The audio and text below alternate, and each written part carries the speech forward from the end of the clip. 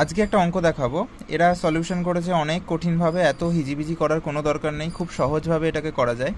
একটি দ্রব্যের ক্রয়মূল্য বলেছে 620 টাকা এবং এটি ধার্য মূল্যের থেকে 25% কম। দ্রব্যটি যদি 15% ছাড়ে বিক্রি করা হয় তাহলে শতকরা কত লাভ হবে? তাহলে সবার আগে আমি ধরে নেব এমআরপি হচ্ছে 100 টাকা। তাহলে যেহেতু বলেছে ধার্য মূল্যের থেকে 25% কম হবে ক্রয় মূল্য, তাহলে আমার সিপি হবে 75। আবার এটাও বলে দিয়েছে যে দ্রব্যটি যদি 15% ছাড়ে বিক্রয় করা হয় তাহলে ছাড়টা এমআরপির উপর দেওয়া হয়, তাহলে এসপি নিশ্চয়ই হবে 100 থেকে 15% কম, অর্থাৎ 85। তাহলে আমরা দেখব যে এই সিপি আর এসপির মধ্যে ডিফারেন্সটা কত, 10।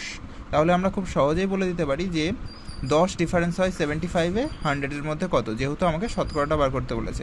এবং আমরা কাটাকুটি করে এটাই দেখলাম যে 40/3 এলো। 40/3কে যদি আমরা করি তাহলে 13.333 বা 13 পূর্ণ 1/3।